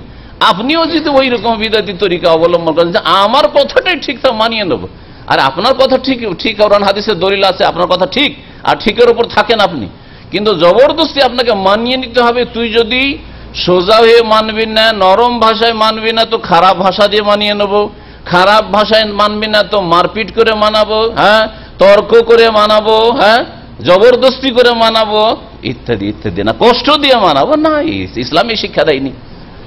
ওয়ামর বিল উরফ, ভালো কাজের উপদেশ দেন, আপনি ভালো কাজের উপদেশ দেন। ভালো করতে গিয়ে মন্দ করবেন না, একটা ভালো করতে গিয়ে যদি ওর চাইতে বড় মন্দ হয়ে যায়, এটা নিষিদ্ধ, নিষিদ্ধ শরীয়ত, এইরকম আচরণ করবেন না। আর তৃতীয় উপদেশ আখলাক সম্পর্কে আল্লাহ বলছেন এই আয়াতে, ওয়া আরিদ আনিল জাহিলিন, মূর্খদের থেকে উপেক্ষা করা, মূর্খদের থেকে উপেক্ষা করা। সালাফগণের এরকম ঘটনা আছে, একটা লোক এসে বেয়াদবি করেছে, গাল দিয়ে দিয়েছে খুব অকথ্য ভাষায়, কাউকে মেরে দিয়েছে হয়তো। চিন্তা করতে পারেন আজকাল যদি গাল দিয়ে সাথে সাথে হ্যাঁ লাফিয়ে ওর গলাটা টিপে ধরবেন, আপনি গাল দিলে হ্যাঁ বা থু দিলে লাফিয়ে গলাটা টিপে ধরবেন, চোখ রাঙা করলে আপনি লাফিয়ে গাড়ি থেকে নেমে যাবেন, মারামারি শুরু করতে, দুইজনে গাড়ি ছেড়ে মারামারি শুরু করে দিচ্ছে, হয় না? কে নিজের দলকে ডাকছে, ও নিজের দলকে ডাকছে, মারামারি শুরু। আল্লাহ বলছেন যে তোমার সাথে সে জেহালতের কাজ করেছে, মূর্খামি করেছে। ওয়া আরিদ আনিল জাহিলিন, মূর্খদের থেকে মুখ ফিরিয়ে নাও, উপেক্ষা করো মূর্খদেরকে। এই দেখছো যে মূর্খামি করলো, আমাকে গাল দিয়ে মূর্খামি করলো, সুতরাং আমিও মূর্খ হয়ে যাব না, আমি মূর্খ হব না। এসব শিক্ষা কোরআনে কারিমে রয়েছে। আজকাল এক শ্রেণীর লোকেরা ইহুদি নাসারাদের বাহ্যিক চাকচিক্যময় চরিত্র দেখে তাদের প্রশংসা করে, কিন্তু রাসূলুল্লাহ সাল্লাল্লাহু আলাইহি ওয়াসাল্লামের প্রশংসা করার তাদের তৌফিক হয় না। যাকে আল্লাহ সার্টিফিকেট দিয়েছেন ওয়া ইন্নাকা লাআলা খুলুকিন আযীম, কোরআন এবং হাদিসের কথা বলার তাদের তৌফিক হয় না, কোরআন এবং হাদিসের কথা তাদের শেখার তৌফিক হয় না। আখলাক চরিত্র যদি দেখতে হয়, চলে যান ইউরোপে, চলে যান আমেরিকা, চলে যান আপনি কানাডা চলে যান, দেখেন খ্রিস্টানদের তাদের ব্যবহার কত সুন্দর। এইসব কথা শয়তান, জিন শয়তান, মানুষ শয়তান সাজিয়ে সাজিয়ে পেশ করে, যার ফলে অনেক ভালো মানুষ মুসলিম প্রশংসা ইহুদি নাসারা কাফের করে আখলাক চরিত্রের। কিন্তু দিন ইসলাম যে শিখিয়েছে 1400 বছর আগে, যখন ইউরোপের নাম পর্যন্ত কেউ জানতো না, আর জানলেও তারা একবারে অন্ধকারে ছিল, জ্ঞান থেকে বড় অন্ধকারে তারা ডুবেছিল, কোন জ্ঞান তাদের শিক্ষা দীক্ষা কিছুই ছিল না। প্রথম শিক্ষা লাভ করার জন্য আন্দোলসে তারা মুসলিম ওস্তাদদের কাছে শিক্ষার জন্য জামিয়া কর্তোবা ইউনিভার্সিটিতে আসত, জানেন না নিজের ইতিহাস। আর তাদের আপনারা প্রশংসা করেন, কোরআন হাদিসের কথা কেউ বলে না। এইসব আখলাক তো রাসূলুল্লাহ সাল্লাল্লাহু আলাইহি ওয়াসাল্লাম 1400 বছর আগে শিখিয়েছেন, এইসব আখলাক তো আল্লাহ লৌহে মাহফুজে লিখে রেখেছেন। এইসব আখলাক তো আম্বিয়া রাসূলগণের আখলাক ছিল, যখন যখন আল্লাহ নবী রাসূল পাঠিয়েছেন প্রত্যেক নবী রাসূলগণের এই আখলাক ছিল। এসব কথা বলার তো তৌফিক হয় না, কারণ কোরআনে কারীমে আল্লাহ বলেছেন একাধিক, ওয়াজাইয়ানা লাহুমুশ শাইতানু আমালাহুম, যারা কোরআন এবং হাদিসের জ্ঞান রাখে না, শয়তান তখন তাদের কাজগুলিকে সুসজ্জিত করে পেশ করে, সাজিয়ে সাজিয়ে পেশ করে। ইহুদি নাসারাদের চরিত্র ভালো, সাজিয়ে সাজিয়ে পেশ করে আপনার সামনে। কাফের ভালো কাজ করে, কিন্তু মুসলিম চাইতে কাফের বেশি মেহনত করে, কর্মঠ, তারপরে কাফের লেবার দিয়ে বেশি কাজ হয়, এসব কথা মুসলিমদের মুখে শোনা যায়। শয়তান সাজিয়ে পেশ করেছে, কাফের ব্যবহার বেশি ভালো, ইহুদি নাসারার ব্যবহার ভালো, হিন্দুর ব্যবহার বেশি ভালো, এইসব কথা শয়তান সাজিয়ে পেশ করেছে। এগুলি আল্লাহর কথা না, রসুলের কথা না। কাফের যেই ব্যক্তি আল্লাহর সাথে খেয়ানত করতে পারে, রাসূলের সাথে খেয়ানত করতে পারে, যে আল্লাহ রসুলকে বিশ্বাস করে না, সে মানুষের সাথে যে কোনো সময় খেয়ানত করতে পারে, কিন্তু দুনিয়ার স্বার্থে সে কি করে, ভান করে ভালো চরিত্র, দুনিয়ার স্বার্থে নিজের ভালো চরিত্র দেখায়, হ্যাঁ, যেটাকে বলা অভিনয় করে বলতে পারেন আপনি।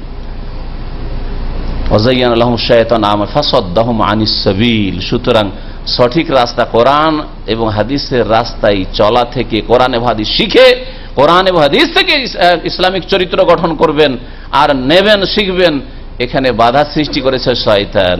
ফাহুম লা ইয়াহতাদুন, এই জন্য রাস্তা পাই না, হেদায়েত পাই না। অন্য রিওয়ায়াতে রয়েছে যে ওয়াকানু মুস্তাবসিরিন, অথচ তারা চক্ষুওয়ালা মানুষ ছিল, তাদের দৃষ্টি শক্তি ছিল, তাদের অন্তর্দৃষ্টি ছিল, তারপরেও তারা কোরআন এবং হাদিস থেকে জ্ঞান নেয়নি।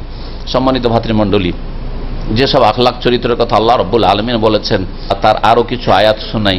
আল্লাহ রাব্বুল আলামিন ইরশাদ করেছেন, প্রিয় নবী মুহাম্মদ রাসূলুল্লাহ সাল্লাল্লাহু আলাইহি ওয়াসাল্লামকে সম্বোধন করে, ফাবিমা রাহমাতিম মিনাল্লাহি লিনতা লাহুম, ফাবিমা রাহমাতিম মিনাল্লাহ, আল্লাহর রহমত যে তুমি তাদের সাথে নম্র আচরণ করে থাকো, আল্লাহর অনুগ্রহে, আল্লাহর খাস রহমত, হে নবী মুহাম্মদ সাল্লাল্লাহু আলাইহি ওয়াসাল্লাম, আল্লাহ বলছেন, হে নবী মুহাম্মদ সাল্লাল্লাহু আলাইহি ওয়াসাল্লাম, ফাবিমা রাহমাতিম মিনাল্লাহ লিনতা লাহুম, আল্লাহর অনুগ্রহ পূর্বক তুমি তাদের সাথে, তোমার সাথী সঙ্গীদের সাথে তুমি ভালো ব্যবহার করে থাকো। লিনতা লাহুম, নম্র ব্যবহার করে থাকো। লিনুন মানে নরম হওয়া, লিনতা লাহুম, তাদের সাথে নম্র ব্যবহার করে থাকো, নম্র ভাষী হয়ে থাকো। তোমার সাথী সঙ্গীদের সাথে, অথবা তোমার সামনে যে অমুসলিমদের, কাফেরদের দাওয়াতের বিষয়টি রয়েছে, তাদের সাথে তুমি নম্র ব্যবহার করে, এটা আল্লাহর রহমত তোমার সাথে, যে তোমাকে আল্লাহ নম্র ভাষী করেছেন, নম্র ব্যবহার আল্লাহ তোমাকে দান করেছেন। ওয়ালাউ কুনতা ফাজ্জান গালিজাল কলব, তুমি যদি নিষ্ঠুর হতে, কর্কশ ভাষী হতে, অন্তর তোমার যদি পাষণ্ড হইতো, অন্তর যদি শক্ত হইতো তোমার, আর তোমার ব্যবহার চরিত্র যদি খারাপ হতো, লান ফাদ্দু মিন হাওলিক, তোমার চারপাশে থেকে লোকেরা পালিয়ে যেত।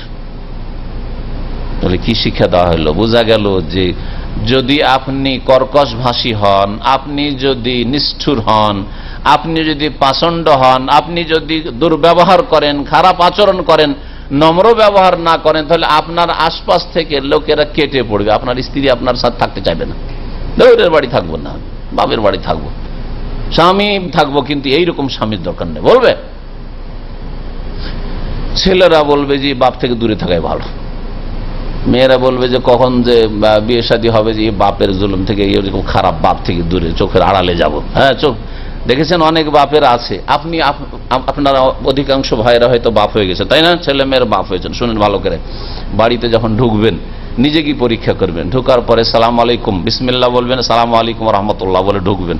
আর ঢোকার পরে, এটা ইসলামিক তরিকা শেখাচ্ছি, ঢোকার পরে দেখবেন যে আপনার ছেলে মেয়েরা দরজার দিকে দৌড়িয়ে আসছে না ঘরে ঘরে ঢুকে পালাচ্ছে, এদিক ওদিক পালাবার চেষ্টা করছে। আপনি নিজেকে পরীক্ষা করবেন।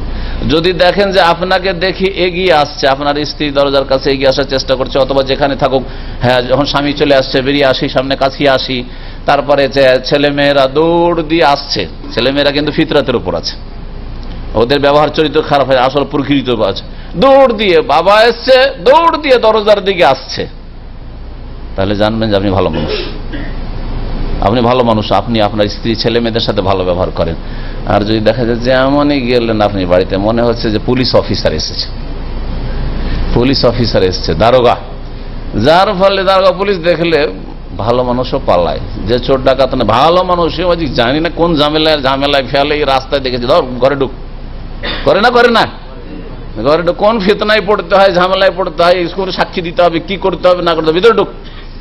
জি হ্যাঁ, তো আপনার ছেলে মেয়ে যদি আপনাকে দেখার পরে লুকিয়ে যায়, দেখার পরে ঘরে ঢুকে গেল, দরজাটা দিল বন্ধ করে, অথবা কোন ঢুকে গেল, বা বাড়িতে যখন ঢুকলেন তো বাড়ি থেকে আউট। আমাদের দেশে তো এখানে না হয় বাইরে যেতে পারে না অনেক সময় ছেলে মেয়েরা, কিন্তু আমাদের দেশে বাড়িতে ঢুকছে না, ঢুকার সাথে সাথে ছেলে মেয়েদের খুঁজে পান না, কোথায় গেছে। এতক্ষণ সব বাড়িতে খেলাধুলা করছিল, কিন্তু আপনি বাড়িতে ঢুকতেই সব পালিয়ে গেছে। আপনি যেমন বাড়ি থেকে আবার বাইরে বেরিয়েছেন, হ্যাঁ, আর বাবা 2-4-5 ঘন্টা আসবেন, আবার বাড়িতে ছেলে মেয়ে হাজির। এরকম যদি হয় তাহলে আপনার মধ্যে দোষ রয়েছে। লান ফাদ্দু মিন হাওলিক, তোমার আশপাশ থেকে পালিয়ে যাবে তোমার স্ত্রী, তোমার ছেলে মেয়েরা। আল্লাহ পাক বলছেন, নম্রভাষী হইতে হবে। আপনারা বলেন যে আমরা যাদেরকে ইসলামের দাওয়াত দিচ্ছি আমরা মুসলিম কমিউনিটি মোটামুটি, তাই না? বাংলা ভাষী প্রায় সব মুসলিম, শতকরা একটাও হিন্দু, এখানে বিশেষ করে বাঙালি আমরা পাই না দাওয়াত দিতে গিয়ে।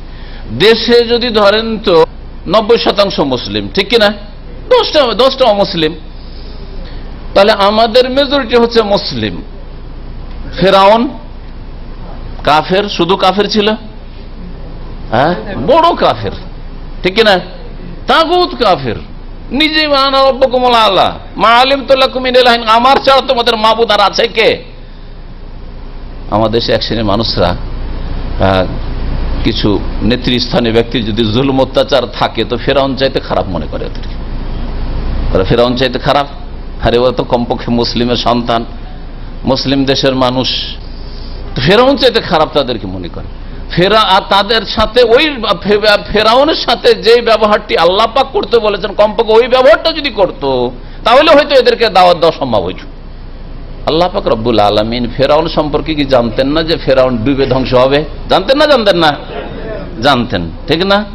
ফেরাউন সম্পর্কে আল্লাহ জানতেন না যে এর কাছে নবী পাঠানো আর না পাঠানো সমান, পাঠিয়ে কোনো লাভ নেই, কথা জানতেন না? ফেরাউনের কাছে গিয়ে উপদেশ দিলে সে ভয় করবে না, উপদেশও নেবে না, এসব কথা কি আল্লাহ জানতেন না? তিনি আলিমুল গায়ব, সব জানতেন। তারপরে কোরআনে কারীমে কি রয়েছে তেলাওয়াত করেন, একটু পড়ে দেখেন কোরআনে কারীমে। আল্লাহ পাক রব্বুল আলামিন বলছেন দুই ভাইকে, মুসা এবং হারুন আলাইহিস সালামকে, যে তোমরা দুই ভাই যাও, ইযহাবা ইলা ফিরাউন, ফিরাউনের কাছে, ইন্নাহু তাগা, সে তাগুত হয়ে গেছে, সীমা লঙ্ঘন করেছে, সীমাহীন বাড়াবাড়ি করেছে। তাগা মানে সীমাহীন বাড়াবাড়ি করেছে, ওর বাড়াবাড়ির শেষ নেই। ফাকুলা লাহু কাওলান লাইয়িনান, আর গিয়ে দুই ভাই মিলে গিয়ে নরম ভাষায় কথা বলে। কি বলছেন আল্লাহ? ফেরাউনের মতো জালেম, এত বড় যে নিজেকে মাবুদ বলে, এলা বলে, রব বলে দাবি করছে, হ্যাঁ, আল্লাহর জায়গায় সে বসতে চেয়েছিল, তার সম্পর্কে আল্লাহ বলছেন যে তাকে গিয়ে তোমরা, মুসা, হারুন, তোমরা গিয়ে নরম ভাষায় কথা বলো, কাওলান লাইয়িনান। তারপর আল্লাহ বলছেন যে লাআল্লাহু ইয়াতাযাক্কারু আও ইয়াখশা, হতে পারে যে সে উপদেশ নেবে অথবা ভয় করবে। অথচ আল্লাহ সব জানেন যে উপদেশ নেবে না, ভয় করবে না, কিন্তু তোমার কাজ এতে শিক্ষা দাও, তোমার কাজ যেটা সেটা করো, তোমার করণীয় তুমি করো, আর আমার কাজ আমি করব। আমার কাজ হেদায়েতের তৌফিক দেওয়া, আর তোমার কাজ হচ্ছে রাস্তা দেখানো। তোমার কাজ হচ্ছে নম্র ভাষায় ভালো কথা পৌঁছিয়ে দেওয়া, আর আমার কাজ হচ্ছে তার অন্তরে ভালো কথা নামিয়ে দেওয়া। তাহলে চিন্তা করুন, আমাদের দেশে এমন কোন মুসলিম আছে যে ফেরাউনের মতো খারাপ? দেখুন, এখানে যেসব প্রবাসী ভাইরা আছেন, এমন কোন মুসলিম আছে ফেরাউনের চাইতে খারাপ বা ফেরাউনের মতো আছে? কেউ নেই। তাহলে আমরা এত খারাপ ভাষী কেন হব? খারাপ ভাষী কেন হব? এইরকম আখলাক চরিত্রের বহু দিক রয়েছে। আর আখলাক চরিত্র ফজিলত না বললে বুঝবেন না, শুধু ভাববেন যে হয়তো আখলাক চরিত্র অত্যন্ত বেশি গুরুত্ব রয়েছে আর ফজিলত রয়েছে। নবী করিম সাল্লাল্লাহু আলাইহি সাল্লামের হাদিসে এই ক্ষেত্রে অনেকগুলি ফজিলত রয়েছে। তার মধ্যে একটি হচ্ছে যে মা মিন শাইইন আসকালু ফিল মিজান মিন হুসনিল খুলুক, আল্লাহ পাকের দাঁড়ি পাল্লায় কিয়ামতের দিনে উত্তম চরিত্রের চাইতে ভারী জিনিস আর কিছু হবে না। তার মানে শুধু আপনার সুবহানাল্লাহ, আলহামদুলিল্লাহ, লা ইলাহা ইল্লাল্লাহ, এগুলোই শুধু দাঁড়ি পাল্লায় মিজানে কিয়ামতের দিন ওজন হবে।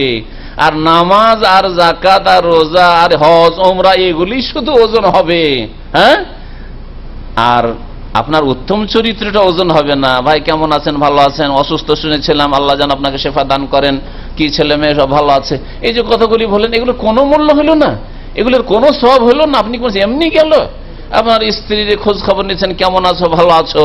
আর যদি অসুস্থ থাকে একটু গায়ে মাথায় হাত দিয়ে দেখলেন, গায়ে হাত দিয়ে দেখলেন, ছেলে মেয়েদের একটু গায়ে হাত দিয়ে দেখলেন, মাথায় হাত দিয়ে দেখলেন, ইত্যাদি ইত্যাদি। এমনকি কাফেরও যদি হয় তার সাথেও ভালো ব্যবহার এবং অসুস্থতার সময় খোঁজ খবর নেওয়া নবী করিম সাল্লাল্লাহু আলাইহি সাল্লামের সুন্নাত। নবী করিম সাল্লাল্লাহু আলাইহি সাল্লামের দাওয়াতের একটি তরিকা এটাও ছিল। মদিনায় এক ইহুদির সন্তান নবী সাল্লাল্লাহু আলাইহি সাল্লামের কাছে মাঝে মাঝে নাবালক ছেলে আসতো, আর আসার পরে সে খেদমত করতো কিছু। আসতো, ছোট ছেলে, অনেক কাজ খেদমতের কাজ করতো। শুনতে পেলেন রাসূলুল্লাহ সহিহ বুখারীতে হাদিস, শুনতে পেলেন যে ছেলেটি অসুস্থ হয়েছে, খুব অসুস্থ আছে। ইহুদির বাড়ি চলে গেলেন রাসূলুল্লাহ সাল্লাল্লাহু আলাইহি ওয়াসাল্লাম। ওই ছেলেটি একটা সাইয়্যিদুল মুরসালিন, কত বড় মানুষ চিন্তা করেন। আমরা আমাদের সম্পর্কে আপনি চিন্তা করেন, আমাদের ক্ষেত্রে আমরা হয়তো নিজে ভাবি না। একজন ডাক্তার ভাবেন না যে ছেলেকে দেখতে যাবে, একজন নেতা, একজন চেয়ারম্যান ভাবতে পারেন না যে ও একটা ছেলেকে, গ্রামের একটা গরিবের ছেলেকে বা একটা হিন্দুর ছেলেকে, প্রতিবেশী আমাদের হিন্দু আছে, হিন্দু ছেলেকে অসুস্থ হয়েছে তাই দেখতে যাবে। আর সাইয়্যিদুল মুরসালিন খাতামুন নবীন মুহাম্মদ রাসূলুল্লাহ সাল্লাল্লাহু আলাইহি ওয়াসাল্লাম ওই ইহুদির ছেলেকে দেখতে যাচ্ছেন। ফাজাআহু ইয়াউদুহু, পরিচর্যার জন্য, খোঁজ খবর নেওয়ার জন্য, বিমার পুরসির জন্য গেলেন, জিজ্ঞাসাবাদের জন্য, কেমন আছো, ভালো আছো। যাওয়ার পরে দেখলেন যে শেষ অবস্থা আছে। নবী করিম সাল্লাল্লাহু আলাইহি সাল্লাম তাকে ইসলামের দাওয়াত দিলেন, বলল তুমি লা ইলাহা ইল্লাল্লাহ পড়ে নাও, আর আমি যে আল্লাহ রাসূল এই কথা তুমি বিশ্বাস করো। তাওহীদের দাওয়াত দিলেন, ইসলামের দাওয়াত দিলেন, কালেমা শাহাদাতের দাওয়াত দিলেন। রাসূলুল্লাহ সাল্লাল্লাহু আলাইহি সাল্লাম, ওই ছেলেটি তখন বাপের দিকে তাকাচ্ছে, নাবালক ছেলে। দেখবেন এটাই হচ্ছে নাবালক ছেলের প্রকৃতি। আপনার বাড়ি মেহমান এসছে, আর তারপরে যদি আপনার বাচ্চাকে টাকা দেয়, আর আপনার ছেলে যদি ভালো আদবের ছেলে হয়, তো বাপের দিকে তাকাবে অথবা মায়ের দিকে তাকাবে। তার মানে নিতে বলছে না নিষেধ করছে। চোখের ইশারা যদি করেন নেবে না, তো নেবে না, ভালো ছেলে, ঠিক না? ওই রকম ও তাকাচ্ছে, ছেলে তাকাচ্ছে বাবার দিকে, আমার বাবার মতামত কি, যদি হ্যাঁ বলে তো হ্যাঁ বলে দেবো, আমি কালেমা পড়ে নেবো, আর না যদি বলে তো না। তখন ওই ইহুদি দেখছে আমার ছেলে তো শেষ অবস্থায়, ইহুদির মনটাও নরম হয়ে গেছে, বলছে আতে আবুল কাসেম, আবুল কাসেম সাল্লাল্লাহু আলাইহি সাল্লামের কথাটি। ওরা রাসূলুল্লাহ বলতো না, রাসূলুল্লাহ বললে তো মেনেই নিত, কালেমা পড়তো, রাসূলুল্লাহ বলতো না। তো নবী সাল্লাল্লাহু আলাইহি সাল্লামকে মোহাম্মদ, যারা বেয়াদব ছিল মোহাম্মদ নাম বলতো, একটু আদব করতো তো উপনাম দিয়ে আবুল কাসেম, কাসেমের বাপ বলতো। যেমন আমাদের দেশে কোনো মানুষের ছোট যদি বড় নাম বলে তাহলে বেয়াদবি, ঠিক না? কিন্তু অমুকের বাবা বলা খানিকটা আদব। আমাদের দেশের মহিলারা স্ত্রী স্বামীর নাম বলবে না, কিন্তু আব্দুল্লাহর বাপ, হ্যাঁ, জালালউদ্দিনের বাপ, সলিমউদ্দিনের বাপ বলবে, ঠিক না? তো ইহুদি, তাহলে এই ইহুদি ভালো মানুষ খানিকটা ছিল, খানিকটা ভালো মানুষ ছিল, যার ফলে বলে আতে আবুল কাসেম, আবুল কাসেমের কথা শুনে নাও। তখন ওই ছেলেটি বলে আশহাদু আল্লা ইলাহা ইল্লাল্লাহ ওয়া আশহাদু আন্না মুহাম্মাদান রাসূলুল্লাহ পড়ল, কালেমা পড়ে মুসলমান হয়ে গেল। একটু পরে ইন্তেকাল হয়ে গেল, একটু পরে ইন্তেকাল হয়ে গেল। তখনই নবী করিম সাল্লাল্লাহু আলাইহি সাল্লামের সামনে যখন কালেমা ছেলেটি পড়ে নিল, সাথে আবু বকর ওমর ছিলেন, হাদিস রয়েছে। নবী সাল্লাল্লাহু আলাইহি সাল্লাম বের হলেন তার ঘর থেকে, আর আলহামদুলিল্লাহিল্লাযী আনকাযাহু মিনান নার, সে আল্লাহর অশেষ শুকরিয়া, সমস্ত প্রশংসা, যিনি এই বালকটিকে, ছেলেটিকে জাহান্নাম থেকে রক্ষা করলেন, নাজাত দিলেন। কত হিতাকাঙ্ক্ষী তিনি ছিলেন, কত তাহলে মানুষের ব্যথায় ব্যথিত ছিলেন, কত দরদি ছিলেন। আমি আপনি হয়তো যা আদা খাবি স্বাদ পাবি, এই ভাষাগুলি আমাদের। তুই পাপ করবি, তুই পাপের বোঝা উঠবি, আমার তাতে কি, হ্যাঁ, জাহান্নামে যাক, এই ধরনের ভাষা আমরা বলি। এগুলো ভাষা বলা উচিত নয়, বরং আমাদেরকে রহিম হইতে হবে, হ্যাঁ হ্যাঁ, দয়ালু হইতে হবে। নবী করিম সাল্লাল্লাহু আলাইহি ওয়াসাল্লামের যে গুণগুলি বলা হয়েছে তার মধ্যে রয়েছে লাকাদ জাআকুম রাসূলুম মিন আনফুসিকুম আজিজুন আলাইহি মা আনিতুম হারিসুন আলাইকুম বিল মুমিনিনা রাউফুর রহিম। এই গুণগুলি রাসূলুল্লাহ সাল্লাল্লাহু আলাইহি ওয়াসাল্লাম আল্লাহ পাক রব্বুল আলামিন সূরা তাওবা বর্ণনা করেছেন। তোমাদের মধ্যে এমন একজন রাসূল এসেছেন, লাকাদ জাআকুম রাসূল মিন আনফুসিকুম, তোমাদের ভিতর থেকে, তোমাদের ভাষাভাষী রাসূল পাঠিয়েছে, বুঝতে যেন সুবিধা হয়। আজিজুন আলাইহি মা আনিতুম, তোমরা যদি কষ্টে পড়ো তাহলে তাকে বড়ই ব্যথা লাগে, কষ্ট লাগে, তোমাদের কষ্ট তিনি চান না। হারিসুন আলাইকুম, আর তোমাদের কল্যাণের জন্য তিনি বড় আগ্রহী, উদ্গ্রীব, তোমাদের কল্যাণ হোক, ভালো হোক, সুখী হও তোমরা, এর জন্য রাসূলুল্লাহ সাল্লাল্লাহু আলাইহি ওয়াসাল্লাম বড় আগ্রহী। হারিসুন আলাইকুম বিল মুমিনিনা, আর মুমিনদের সাথে বড়ই তিনি রাউফুন, সহনশীল, দয়ালু। রাউফুন মানে হচ্ছে স্নেহকারী, রহিম, আর রহিম মানে দয়ালু, কাছাকাছি অর্থ। তো আল্লাহ রাব্বুল আলামিন নবী করিম সাল্লাল্লাহু আলাইহি সাল্লামকে রাউফ বলেছেন, রহিম বলেছেন। কত দয়ালু ছিলেন, রাহমাতুল লিল আলামিন, যাকে আল্লাহ রাব্বুনা রাহমাতুল লিল আলামিন বলেছেন। তো নবী করিম সাল্লাল্লাহু আলাইহি সাল্লামের চরিত্রগুলি আমাদেরকে গ্রহণ করতে হবে, তাহলে এর বিপরীতগুলি থেকে বাঁচতে হবে। বলছিলাম যে উত্তম চরিত্রের অনেক ফজিলত রয়েছে, তার মধ্যে একটি ফজিলত, জান্নাতে যদি রাসূলুল্লাহ সাল্লাল্লাহু আলাইহি সাল্লামের কাছাকাছি বাসস্থান চান, ইন্না মিন আহাব্বিকুম ইলাইয়া ওয়া আকরাবিকুম মিন্নি মাজলিসান ইয়াউমাল কিয়ামাতি আহসানুকুম আখলাকা। তোমাদের মধ্যে সবচাইতে বেশি প্রিয়তম ব্যক্তি আমার নিকটে, ওয়া আকরাবুকুম মিন্নি মাজলিসান, আর আমার কাছাকাছি অবস্থানের দিক থেকে হবে ওই সব ব্যক্তিরা যারা আহসানুকুম আখলাকা, যাদের চরিত্র বেশি ভালো। তাহলে চরিত্রবান লোকেরা রাসূলুল্লাহ সাল্লাল্লাহু আলাইহি ওয়াসাল্লামের কাছাকাছি জান্নাতে জায়গা পাবে। চরিত্রবান লোকেরা যদি মুমিন হয় তাহলে রাসূলুল্লাহ সাল্লাল্লাহু আলাইহি ওয়াসাল্লামের কাছে সবচেয়ে বেশি প্রিয়। চরিত্রবান না হয়ে যদি চরিত্রহীন হন, নবী করিম সাল্লাল্লাহু আলাইহি ওয়াসাল্লামের কাছে এক মহিলার কথা বলা হলো, মদিনায় মহিলা আছে, দুটো মহিলার কথা বলা হলো। একজন মহিলার কথা বলা হলো যে ইয়া রাসূলুল্লাহ, একজন মহিলা রয়েছে তুযকারু মিন কাসরাতি সালাতিহা ওয়া সিয়ামিহা ওয়া সাদাকাতিহা ওয়ালাকিন তুজি জিরানাহা বিলিসানিহা।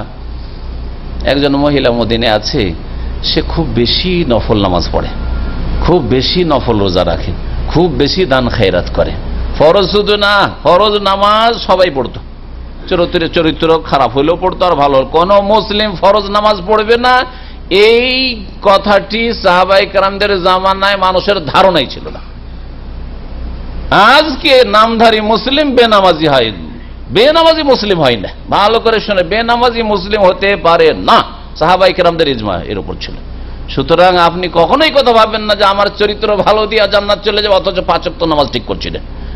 5 ওয়াক্ত নামাজ পড়ার পরে এই মহিলা নফল নামাজ খুব পড়তো, তাহাজ্জুদ গুজার, সালাতুদ দুহা, চাষতের নামাজ পড়ে, নফল রোজা রাখে, নফল দান খায়রাত করে, কিন্তু তুজি জিরানাহা বিলিসানিহা, তার ভাষা দ্বারা, কথার দ্বারা পাড়া প্রতিবেশীর মহিলা পুরুষদেরকে কষ্ট দেয়। ভাষা খুব খারাপ, ভাষা খুব খারাপ। প্রিয় নবী মুহাম্মদ সাল্লাল্লাহু আলাইহি সাল্লামকে যখন ওই মহিলার অবস্থান সম্পর্কে, তার পরিণাম সম্পর্কে জিজ্ঞেস করা হলো, মানে হিয়া ফিন্নার, সে জাহান্নামে যাবে। কোথায় যাবে? ফরজ আদায় করে, নফল নামাজ রোজাটি আছে, অনেক আছে, তারপরেও কোথায় যাবে? জাহান্নামে যাবে। তাহলে এই হাদিস স্পষ্ট প্রমাণ করে যে শুধু নামাজ রোজা দিয়ে জান্নাত পাওয়া যাবে না, শুধু সহি আকীদা দিয়ে জান্নাত পাওয়া যাবে না। জান্নাত চিরকালের জন্য জান্নাত হারাম হয়ে যাবে এই কথা বলছে না, কিন্তু জাহান্নামে শাস্তি পেতে হবে। আপনার বদ আখলাকের কারণে, খারাপ চরিত্রের কারণে জাহান্নামের কিছু কাল, দীর্ঘকাল, বহুকাল আপনাকে শাস্তি পেতে হবে। তারপরে মুআহিদ হইলে আর নামাজ ঠিক থাকলে হয়তো জান্নাতে আসবেন। সেটা আহলে সুন্নাত ওয়াল জামাতের আকীদা, সেটা আপন জায়গায় ঠিক আছে। কিন্তু আপনি আপনার এত নামাজ রোজা ফরজ নফল ইবাদত বন্দেগী দিয়ে প্রথমখানে জান্নাত যেতে পারবেন না যদি চরিত্রহীন হন। এই হাদিস প্রমাণ করে।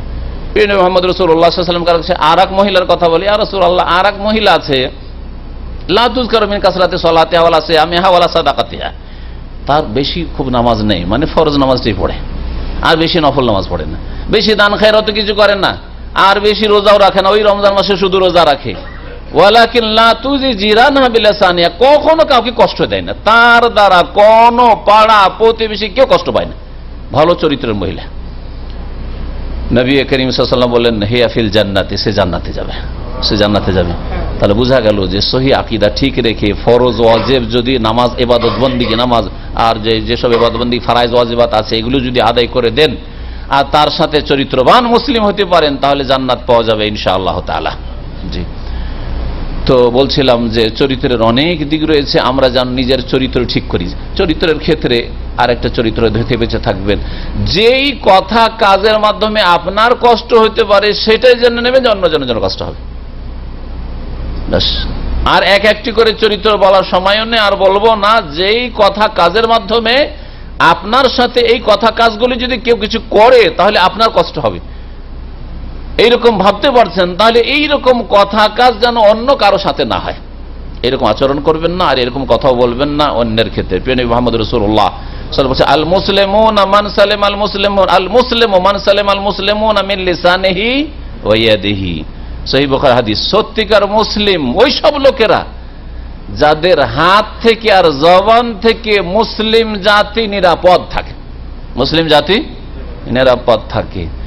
তাহলে আপনি যদি বড়ই ধার্মিক, সহি আকীদা বলছেন, আর তার সাথে সাথে আলহামদুলিল্লাহ শিরকের গর্ত থেকে, বিদাতের গর্ত থেকে, ভ্রান্ত আকীদার গর্ত থেকে উঠে এসেছেন, সহি নামাজও পড়ছেন, আর তার সাথে সাথে আর এক গর্তে, চরমপন্থার গর্তে যদি আছাড় খেয়ে পড়েন, খারিজি তরিকা যদি অবলম্বন করেন, যারা নিজের হাতে আইন নিতে চায়, নিজের হাতে বিচার করতে চায়, নিজেই বল প্রয়োগ করে ঠিক করতে চায়, এই জন্য তারা অস্ত্র ধারণ করবে, বম ব্লাস্টিং করবে, অথবা নিজেই কাউকে মারবে, খুন করবে, এই জালেম, এই তাগুত, এই কাফের, এই সেই ফতুয়াবাজি করবে কুফরের, যে এরা কাফের, সেই কাফের, এই কাফের, সেই কাফের, আর তার সাথে সাথে অস্ত্র ধারণ করবে।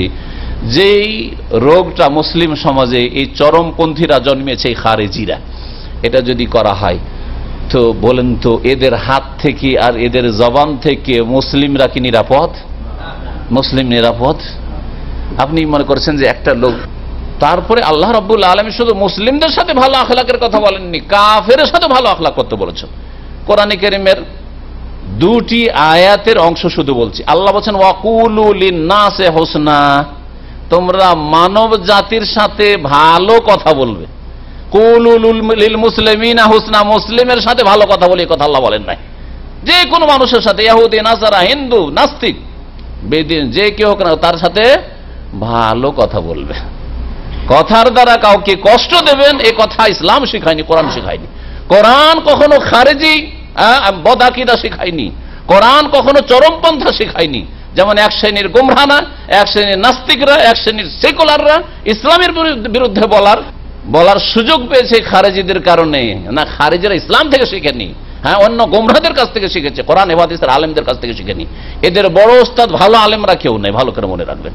এদের ওস্তাদ হয় নিজেই কিতাব, হ্যাঁ, কিতাবই তাদের ওস্তাদ, কোন ওস্তাদের কাছে, ভালো আলেমের কাছে শেখেনি, আর না হলে ওই রকম ছাগলগুলির কাছে শিখেছে, এই ছাগলগুলো, যার ফলে এরা গুমরাহ হয়েছে, ভালো কোনো আলেমের কাছে শিখে নাই।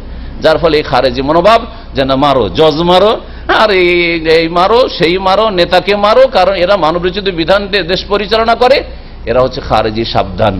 আল মুসলিম ও মান সালেম আল মুসলিমুন মিন লিসানি ওয়া ইয়াদিহি, মুসলিম তারাই যাদের, হ্যাঁ কি বললাম, হ্যাঁ, মিন লিসানি, জবান থেকে আর হাত থেকে নিরাপদ হবে মুসলিমরা। হাদিসে রয়েছে, আর কোরআনে কারীমে রয়েছে মুসলিম শুধু না, ওয়াকুলু লিন-নাসি হুসনা, মা প্রত্যেক মানুষের সাথে ভালো কথা বলবে। এটা কথা বলে মানুষ কষ্ট দেয়, সেজন্য কথা বলে কষ্ট দেবে না, ভালো কথা বলবে। আর মানুষ কথা না বলেও কষ্ট দেয়, আখলাক আচরণ দিয়ে, হ্যাঁ, নড়াচড়া দিয়ে, অঙ্গ প্রত্যঙ্গ দিয়ে কষ্ট দিয়ে থাকে। সেই জন্য আল্লাহ অন্য জায়গায় বলছেন ওয়াফআলুল খায়রা লাআল্লাকুম তুফলিহুন, সূরা হজ আল্লাহ বলছেন ওয়াবুদু রাব্বাকুম, তোমরা রবের ইবাদত করো তোমাদের, আর তার সাথে সাথে ওয়াফআলুল খায়রা, যে কোনো কল্যাণমূলক কাজ করো, ভালো কাজ করো। এটা কি ভালো কাজ হলো? ভালো কাজ হলো অস্ত্র ধারণ করা, ভালো কাজ হলো এইভাবে মানুষকে ভীত সন্ত্রস্ত করা। মুহাম্মদুর রাসূলুল্লাহ সাল্লাল্লাহু আলাইহি ওয়াসাল্লাম বলেছেন মান হামালা আলাইনা সিলাহা, কেউ যদি আমাদের ওপর, অর্থাৎ মুসলিম জাতির ওপর অস্ত্র শুধু উঠায়, আরে অস্ত্র ফুটাইলো না, ফায়ারিং করলো না, ব্লাস্টিং করলো না, শুধু উঠালো একটা অস্ত্র, পিস্তলটা উঠিয়ে এই ফুটিয়ে দেবো, দেখছিস, হ্যাঁ, মুখেও বললো না, শুধু দেখাইলো যে দেখছিস না, একটা চাকুটা বের করে দেখাচ্ছে। মান হামালা আলাইনা সিলাহ, কেউ যদি আমাদেরকে অস্ত্র উঠিয়ে দেখায়, অস্ত্র দেখছিস, ফালাইসা মিন্না, তাহলে আমার দলভুক্ত না, আমার উম্মতের লোক না, নবী করিম সাল্লাল্লাহু আলাইহি ওয়াসাল্লাম বলেছেন। তাহলে কোন মুসলিম আর সন্ত্রাসী হইতে পারে, কোন মুসলিম যদি মুসলিম থাকে তো আবার খারিজি হইতে পারে। ইসলাম চরমপন্থা শিখিয়েছে? কখন ইসলাম চরমপন্থা শিখায়নি। ইসলাম খারিজিদের গুমরাহি আর বেদিন, নাস্তিক, সেকুলারদের গুমরাহি, দুই গুমরাহির মাঝখানে হচ্ছে ইসলাম। দুই গুমরাহি থেকে বেঁচে থাকবেন, ছেলে মেয়েদেরকে বিধর্মিতা থেকে বাঁচাবেন, নাস্তিকতা থেকে বাঁচাবেন, বেনামাজি হওয়া থেকে বাঁচাবেন, আল্লাহ পরকাল সম্পর্কে চিন্তাশীল না, পেট পূজারি শুধু, কোন পড়াই পয়সা ইনকাম হবে সেই পড়াই পড়ে, আর দিন ইসলাম শিখলো না, ফারায়েজ ওয়াজিবাত শিখলো না, এতে থেকে, এই গুমরাহি থেকে বাঁচাবেন। এ হচ্ছে আর এক গুমরাহি, যে গুমরাহিতে মুসলিম সমাজের অধিকাংশ ছেলেরা, যুবকরা নিমজ্জিত রয়েছে। আর এক গুমরাহিতে নিমজ্জিত হয়েছে চরমপন্থীরা, সেটা খারিজিদের গুমরাহি, যেই খারিজি বাতিল ফিরকা রাসূলুল্লাহ সাল্লাল্লাহু আলাইহি ওয়াসাল্লামের পরেই বেরিয়েছে, আলী রাদিয়াল্লাহু তাআলা আনহুর জামানায়। আর সবচাইতে শ্রেষ্ঠ খলিফা, শ্রেষ্ঠ মানুষ তখন নবী সাল্লাল্লাহু আলাইহি ওয়াসাল্লাম তখন দুনিয়াতে নেই, আবু বকরও নেই, ওমরও নেই, উসমান নেই। তাহলে সবচাইতে শ্রেষ্ঠ সেই যুগে কে বলেন দেখি? আলী রাদিয়াল্লাহু তাআলা আনহু। আলী রাদিয়াল্লাহু তাআলা আনহু কার হাতে নিহত হয়েছেন, খুন হয়েছেন? এই খারিজি কোরআনের হাফেজ ইবনে মুলজাম ছিল, গুমরাহ। সুতরাং কখনো ধোকায় থাকবেন না যে কোরআনের হাফেজ রয়েছে অথবা আরবের এলেম রাখে বা ভালো ভালো কথা বলে, কিন্তু কথা বলতে গিয়ে যদি এই গুমরাহি দেখেন, বাকপটু, হ্যাঁ, আর সে বাগ্মী বক্তা, আর তার বক্তব্য আপনি গুমরাহির শিকার হয়ে গেলেন, কখনো হবেন না। যদি এই ধরনের কথা দেখেন, সাথে সাথে সতর্ক হয়ে যাবেন। দুই গুমরাহির মাঝখানে রয়েছে হক। আল্লাহ রাব্বুল আলামিন যেন হককে আঁকড়ে ধরা তৌফিক দান করেন, আহলে সুন্নাত ওয়াল জামাতের তরিকায় চলার যেন তৌফিক দান করেন। এখানে আরো একটি কথা বলবো, সেই যুগে যখন সবচেয়ে শ্রেষ্ঠ আলী রাদিয়াল্লাহু তাআলা আনহু ছিলেন, এতে কোনো সন্দেহ আছে কি? আর তাকে খুন করেছে খারিজিরা। আর আজকের যুগে সবচাইতে ভালো মুসলিম সরকার হচ্ছে সৌদি আরবের সরকার, এতে কোনো সন্দেহ আছে? যারা থাকছেন তারা কি বুঝতে পারেন না? দেশে এরকম নাকে তেল দিয়ে ঘুমান্ত দেখি, দেশে এরকম টাকা পয়সা নিয়ে এই মাঠে আপনি রোমা থেকে রিয়াজ এতটা দূরত্ব রাত্রে বেরোন্ত দেখি, আমি রাত 8টার সময় গিয়ে আর বেরোতে পারছি না। হ্যাঁ, বুঝতে পারছেন? জি হ্যাঁ, আজকে থেকে 25 বছর আগেও আমি গেছি, তখন সেই যুগে রাত 7টা-8টার সময় না না না আর যাওয়া যাবে না, থাকেন আমাদের বাড়িতে, থাকেন, সকালে যাবেন। আর এখন রাত 1টার সময় বেরোবো এখান থেকে 500 কিলোমিটার, আল্লাহ ছাড়া কোনো ভয় নেই। ভয় আছে? আল্লাহ ছাড়া কারো ভয় নেই। তারপরে শুকরিয়া আদায় করি না আমরা? এত বড় নিরাপত্তা পেয়েছি। আল্লাযী ফালিয়াবুদু রাব্বা হাযাল বাইত আল্লাযী আমানাহুম আল্লাযী আতামাহুম মিন জু ওয়া আমানাহুম মিন খৌফ। আল্লাহ যে নিরাপত্তা দান করেছেন, আল্লাহ আমাদের খাদ্যের ব্যবস্থা করেছেন, হালাল রিজিকের ব্যবস্থা করেছেন। যত সহজভাবে হালাল রিজিকে সৌদি আরবে পাচ্ছেন, বাংলাদেশে পাবেন, ভারতে পাবেন, কোন দেশে দুনিয়াতে পাবেন? হারামের রাস্তা অনেক খোলা রয়েছে দেশে, কিন্তু হালালের রাস্তা সংকীর্ণ। এখানে হারামের রাস্তা সংকীর্ণ, হালালের রাস্তা প্রশস্ত রয়েছে, ঠিক কিনা? তো আল্লাযী আতামাহুম মিন জু, খিদা লাগলে আল্লাহ খাবার দান করেন, অন্ন দান করেন ক্ষুধার সময়, আল্লাহ সেই ব্যবস্থাও সৌদি আরবে রেখেছেন। ওয়া আমানাহুম মিন খৌফ, আর ভয়ের সময় নিরাপত্তা আল্লাহ দান করে, সেই সব নিরাপত্তা সবচেয়ে বেশি সৌদি আরবে রয়েছে সারা পৃথিবীর মধ্যে। এতে কোনো সন্দেহ আছে? তাহলে এই যুগে যদি সৌদি আরবে যদি এই রকমের কেউ যদি অপকর্ম করে, এই খারেজি মনোভাব রাখে আর খারেজিদের শিক্ষা দেয়, আর সৌদি আরবের বিরুদ্ধে এখানকার শাসকদের, এখানকার ওলামাদের, এখানকার দাওয়াতের বিরুদ্ধে যদি কেউ যদি বিষ ছড়ায়, তাহলে তারা কত বড় গুমরাহ চিন্তা করুন। তারা কি ওই খারেজিদের দল না? হ্যাঁ, তাদের পূর্বপুরুষ কি সেই খারেজিরা নয় যে খারেজিরা আলী রাদিয়াল্লাহু তাআলা আনহুকে শহীদ করেছে? আল্লাহ রাব্বুল আলামিন যেন এদের গুমরাহি থেকে বেঁচে থাকার তৌফিক দান করেন। আল্লাহ রাব্বুল আলামিন ভালো কথা বলতে বলেছেন, ভালো কাজ করতে বলেছেন। আর মনে রাখবেন যে আপনি যদি মুমিন হতে চান, ওয়াল্লাহি লা ইউমিনু, এটাই দিয়ে শেষ করেছি, ওয়াল্লাহি লা ইউমিনু, ওয়াল্লাহি লা ইউমিনু। নবী করিম সাল্লাল্লাহু আলাইহি ওয়াসাল্লাম বলছেন, আল্লাহর কসম করে বলছি, মুমিন হইতে পারবে না, মুমিন হইতে পারবে না, মুমিন হইতে পারবে না। কিলা মানে ইয়া রাসূলুল্লাহ, সাহাবীরা বললেন, ইয়া রাসূলুল্লাহ, কে সে? নবী সাল্লাল্লাহু আলাইহি ওয়াসাল্লাম বলছেন, আল্লাযী লা ইয়ামানু জারুহু বাওয়াইকাহু, যার প্রতিবেশী তার অনিষ্ট থেকে, ক্ষয়ক্ষতি থেকে নিরাপদ নয়। কি জানি কখন যে ক্ষতি করে, হ্যাঁ, কখন যে দংশন করে, কখন যে আমার এর দ্বারা যে ক্ষতি হয়ে যায়, আমার ছেলে মেয়ের ক্ষতি হয়ে যায়, এই ভয় যদি থাকে, সে মুমিন হতে পারে নাই।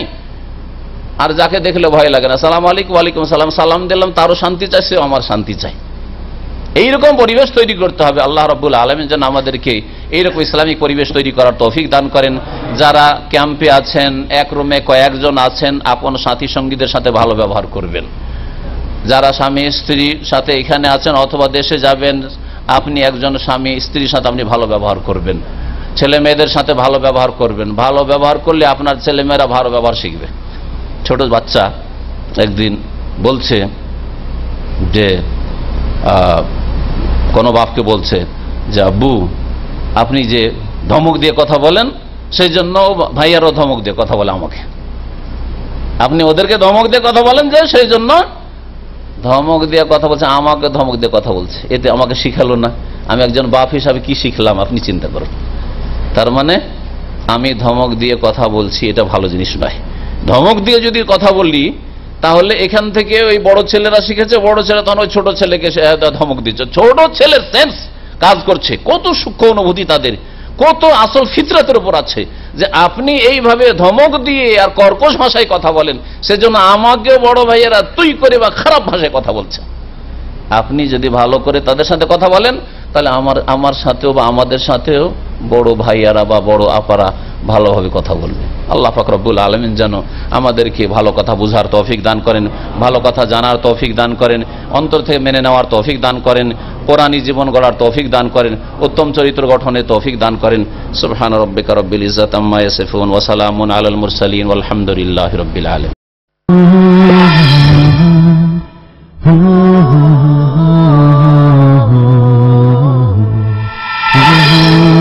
Oh